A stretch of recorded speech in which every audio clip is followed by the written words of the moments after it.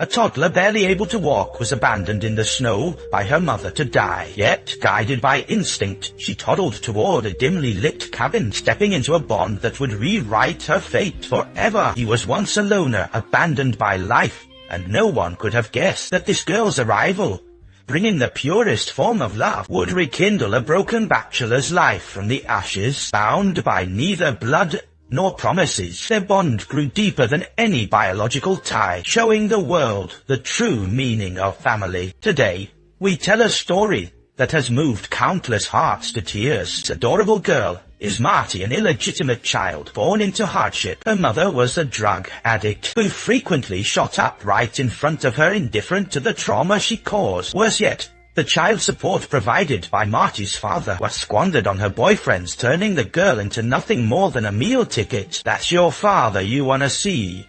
Your father? Bye-bye. He'd like that, wouldn't he? What's your daddy doing tonight?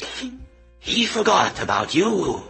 He shouldn't have forgotten about his little girl. Driven by greed, he decided to take Marty to find her father and force a reunion. Ignoring the lethal cold, he drove onto the highway amidst a heavy blizzard. But halfway there, the tank ran dry, leaving them stranded in the frozen wasteland. With no other choice, the woman picked up the child and trudged through the sub-zero 40 below weather. She was utterly unconcerned whether her daughter would freeze to death. Before long, her withdrawal symptoms kicked in again, gaining her strength until the girl slipped from her arms into the snow. By some miracle, Marty spotted the glow of a cabin nearby, so she stumbled along, walking toward the light, never looking back at her mother as if someone were guiding her way. Meanwhile, the man gathering firewood outside had no idea a stranger had entered his home. Even after stepping inside, he didn't notice a thing. Unaware of the soul on his bed, he focused only on tossing logs into the stove. Then he crawled into bed, eager to shut out the world and never get up again, until a soft cough from the girl finally caught his attention. Jesus, Mom, where are you? Hearing her call for her mother, his heart tightened. He's somewhere nearby. With no time to lose, he told the child to stay put in the cabin. The little girl seemed to understand. Usually this is where things go smoothly, but life rarely follows that script. Sure enough, he soon found a woman lying motionless in the snow. When he turned her over, she was already frozen solid, her pulse long since gone. Not daring to delay, the man rushed the little girl toward the police station. But as he opened the door, he found a large crowd gathered inside. It turned out to be a victory party for the newly elected councilman. The moment the councilman saw the child in the man's arms, he panicked, for he knew instantly this girl was his own daughter. After the man explained the situation, the councilman led the group to the scene. Upon seeing the woman's body, councilman confirmed his fears. This was the former lover he had abandoned. He didn't dare speak up, let alone acknowledge the relationship. His wife came from a powerful family, and he needed her influence to further his political ambitions. To claim the child now would mean the instant end of his career. Do you know who she is? I've never seen her before in my life. To protect his own reputation, he suggested sending the girl to an orphanage. Strangely enough, the little girl was remarkably well behaved whenever she was with Michael. She would cry when others held her, but the moment she was back in his arms, she settled right down. Could this truly be an arrangement of destiny?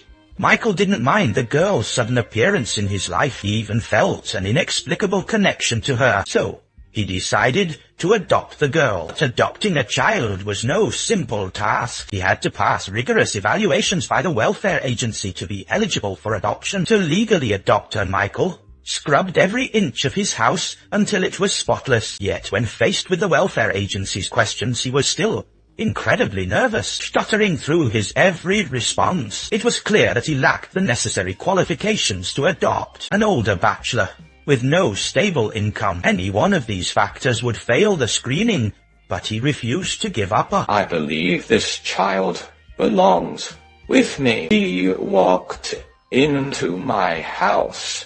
Inevitably, he failed the evaluation. But Yet the very next day, the director of the welfare agency personally delivered the child to his home despite the irregular procedures and unmet requirements. This sudden turn of events left everyone in shock. For Michael, the surprise was eclipsed only by his immense joy. In truth, the child's return was orchestrated by the councilman pulling strings behind the scenes. After all, the councilman didn't dare to publicly acknowledge his daughter, yet using Michael to raise the child not only relieved him of the burden, but also allowed him to monitor her well-being at any time. From then on, Michael stepped into the role of a father, beginning his long journey of parenthood. Though he was just an eccentric carpenter with no savings to his name, the arrival of the little girl rekindled hope in his once bleak life. Neighbor Polly took him under her wing, teaching him the ropes of childcare step by step. You've got to test that on your wrist. That's why it was a blessing to have such a kind neighbor. Otherwise, feeding her like that would have surely scalded the poor girl. Polly then suggested that he give the girl a name. After a moment's thought, the man named her Matilda. Polly urged him to pick another, saying it didn't quite suit a little girl, but Michael had made up his mind and refused to change it. Matilda, I pretended not to care. Michael even handcrafted a stroller for her. The fact that this man, who once did nothing but sleep all day, suddenly had a child, took all the neighbors by surprise. One policeman even nearly crashed into a pedestrian while staring. Even the shopkeeper teased him sarcastically, saying that for such a stingy man, it was the first time she'd ever seen him spend money on someone else. Michael balanced his work with looking after the child. Though it was exhausting, the mere sound of her laughter made every hardship worth it.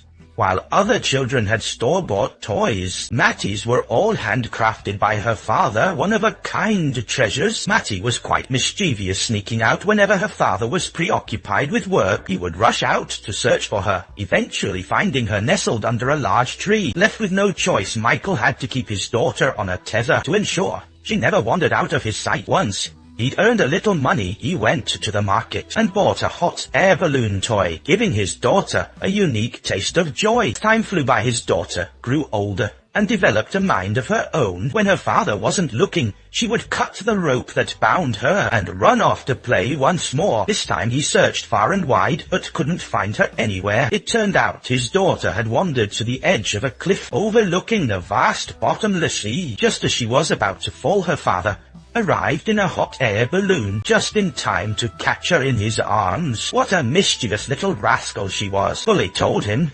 children need to be disciplined for such risky behavior to truly learn their lesson, but he adored his daughter so much. How could he bear to be harsh with her? Every time she made a mistake, he blamed himself for not watching her closely enough. Meanwhile, the councilman's career was flourishing, and he had even acquired a private villa of his own. Tragically, however, every time his wife became pregnant, it ended in a miscarriage, eventually leaving her unable to conceive. They would never have a biological child of their own. For a woman, this was a fate more painful than death. Meanwhile, the child abandoned by the councilman under Mike's devoted care not only grew up healthy, but also became clever and spirited. Soon Matilda reached school age. Because she was so attached to her father, she resisted the idea of group life, refusing to go to school. No matter what he tried, everything but nothing worked. Plus, her father had to compromise and accompany her to school, giving her enough security to no longer feel afraid. He gradually sat further and further away, wanting her to learn independence. Eventually, he sat outside the classroom and his daughter didn't look back once. Mike knew it. It was finally time to let go. She had to walk the path ahead on her own, as he wouldn't be around to protect her forever. After years together, they weren't blood related,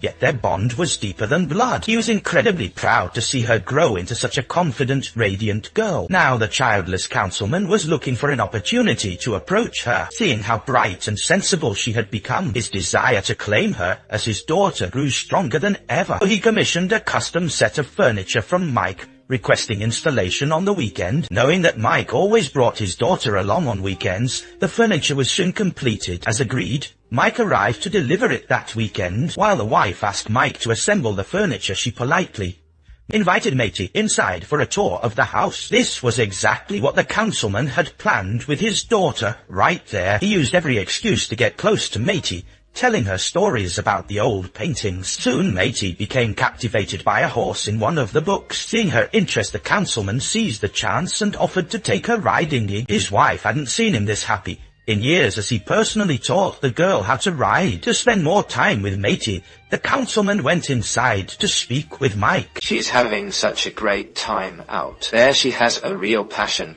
for horses. I was thinking, Michael, perhaps inviting her back here for some riding lessons. If that's okay with you, I think she'd love that. Mike was pleased for her. Unknowingly falling straight into the councilman's trap. From then on, Matey lost all interest in her weekend reading. The moment the time came, she would rush excitedly to the councilman's estate to ride. Watching his daughter so close to him, a doting smile played on the councilman's face. His wife could also feel how much her husband adored children. Unable to conceive herself, she was consumed by guilt. I'm sorry.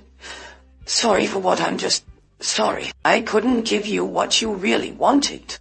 When you look at her, I know how you feel. I'm sorry. I couldn't give you this, seeing how much her husband, loved the child. Nancy felt his longing. His wife suggested adopting from an orphanage, just as Mike had adopted Matilda, to bring more color into their lives. But the councilman flatly refused her suggestion, claiming that Mike only had Matilda because of him. His words left her in deep thought. Clearly, he was implying something more, so she confronted her husband to find out the truth. Are you saying Matilda is your daughter? Look, Nancy, the woman who died in the snow, was her mother. And I thought it was strange how you seemed so close to Matilda. But now I understand. It's not so strange at all, after learning the truth. Oh, his wife stormed out, but as she stepped outside and saw Matilda, her heart softened instantly. Even if she divorced him now, it wouldn't change the fact that Matilda was her husband's biological daughter. Since she couldn't have children herself, she decided it was better to accept it. The child was innocent, and she still loved her husband. Rather than adopting a stranger from an orphanage, she would rather take care of her husband's own flesh and blood. She took a stand and decided to help him win custody back from Mike. The councilman hired the city's most prominent lawyers to plot how they would regain custody of his daughter. The lawyer suggested they start by winning over the girl, turning her from an ordinary child into a revered princess, giving her the best of everything, and spoiling her with luxury. They say it's easy to embrace luxury, but hard to return to a simple life. So the councilman bought Matilda a fine horse, and told her she could exchange it any time if she didn't like it. They even agreed not to tell her father. It was to be their little secret. Michael, meanwhile, was completely unaware of what was happening until Marty began visiting the councilman's house so frequently that he grew suspicious. So he sat his daughter down, wanting to have a serious talk with her. He didn't want her visiting the councilman anymore, and he warned her sternly. Sometimes we can't have everything we want in life. Don't become greedy. This led to the father and daughter's very first major argument, which ended on a bitter note, creating a painful rift between them. Before long, Michael received a court summons. Looking at the documents, Michael finally realized what had been going on in hindsight. It turned out that all the councilman's kindness had been a calculated scheme. He went to confront the councilman in a rage, but no matter what Michael said, the councilman was dead, set on reclaiming his biological daughter. Little did they know Marty was downstairs overhearing every word of their heated argument. Mr. Newland is my real father. Yes, would you like to come and live here with us?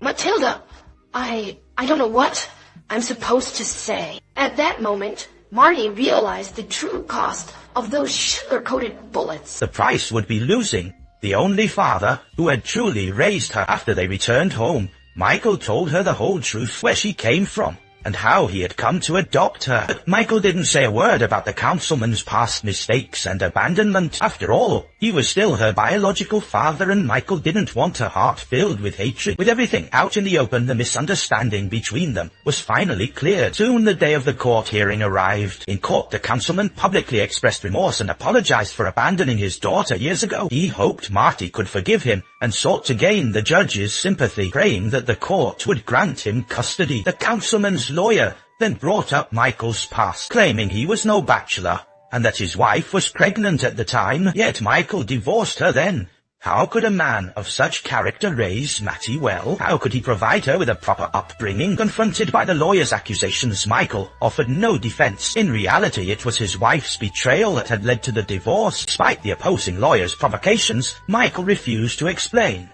Nor did he utter a single disparaging word about his ex-wife. Sensing his silence, the opposing counsel grew even more aggressive. Were you lonely enough to seize a child to ease your selfish pain? Lonely enough to bend the law, to collaborate in stopping the natural process of finding a suitable home for this child. I wonder how much you were in on this deception, as the tide seemed to turn in the councilman's favor. Mattie stood up to speak for her adoptive father. Seeing a glimmer of hope, Michael's lawyer turned to Mattie and asked, Would you point to the man that you think of as your father? And what is Mr. Nyland to you? I used to think of him as a nice man. What do you think of him now? As someone who is trying to take me away from my father. I could never be separated from him. He's the one who's taking care of me. He's the one who's inspired me. And now that I'm entering my years of womanhood, I'm going to need his guidance more than ever. I could never be anything without my loving daddy. Every word he spoke touched the hearts of everyone present. As expected, Michael was granted permanent custody of Matilda. This bond, though devoid of blood relation, ultimately triumphed over biology. Years ago, when the councilman abandoned her, he was cold and resolute. Now that she has grown up, he wants to snatch her back. Is she merely an object? No, she is not. Had Michael not saved her and raised her, she wouldn't even be alive for this cold-blooded father to reclaim her. To give birth without raising that debt can be repaid with a finger. To give birth and raise that debt can only be repaid with one's life. But to raise without giving birth, that debt can never be repaid in a lifetime. Blood is merely the catalyst for an encounter. Nurturing is the true grace of a lifetime. True family is never just about shared bloodlines, but about illuminating each other's lives with love. The grace of nurturing outweighs blood love, is what makes a true home